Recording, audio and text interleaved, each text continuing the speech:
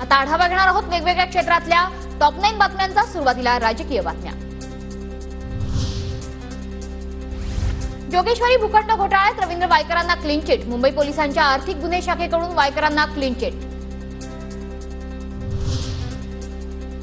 Waikar ED सीबीआयला घाबरून पळून गेले। आता फक्त दाऊदलाच क्लीन चिट देणं बाकी। वायकरांना मिळालेल्या क्लीन चिटवरून राऊतांची टीका।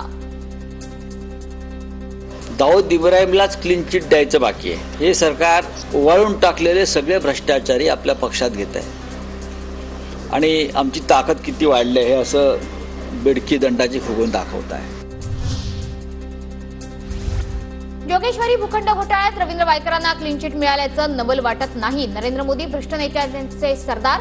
काँग्रेस प्रदेशाध्यक्ष नाना पटोलेंची टीका। काही महत्वाची आहे असं मला वाटत नाही, कारण एखादी घटना झाली तर आपण मान्य करू। भ्रष्ट लोकांचा सरदार आज देशामध्ये कोण असेल तर नरेंद्र मोदी आहे, हे आता देशातल्या लोकांना कळलेलं आहे। भाजप वॉशिंग मशीन मधलं कमळ छाप हे पावडरचं नाव। जो भाजपमध्ये जाईल तो स्वच्छ होऊन बाहेर येईल। वायकरांना मिळालेल्या क्लीन चिटवर वडेट्टीवारांची टीका। भाजपाची आहे, कमल हा पावडर आहे, त्यामुळे कमल छाप पावडर टाकला आणि मशीनमध्ये घातलं, भाजप मशीनमध्ये, तो माणूस धुवून स्वच्छ होऊन बाहेर निघतो। शिंदेची क्लीन बोल्ड होण्याची वेळ। महायुतीचे तिन्ही स्टंप उडवणार। राऊतांचा महायुतीवर हल्लाबोल। शेड्यूल क्लीन बोल्डची वेळ आता आलेली आहे, तोही क्षण लक्षात ठेवा। तुमचे तिन्ही स्टंप बरं का, फडणवीस, अजित पवार आणि मिंदे तिन्ही स्टंप तुमचे उडणार आहेत।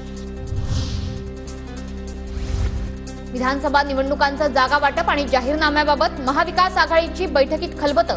शरद पवार, उद्धव ठाकरे, नाना पटोलेंमध्ये यशवंतराव चव्हाण सेंटरमध्ये चर्चा। महाविकास आघाडीच्या जाहीरनाम्यासाठी प्राथमिक बैठक झाली। महाविकास आघाडीचा जाहीरनामा येत्या काही दिवसात तयार होईल। बैठकीनंतर पवारांचं वक्तव्य।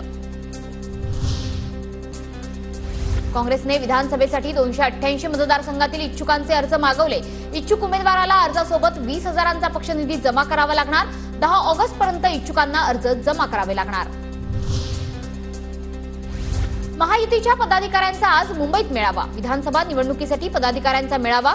शिंदे, फडणवीस, अजित पवार मार्गदर्शन करणार।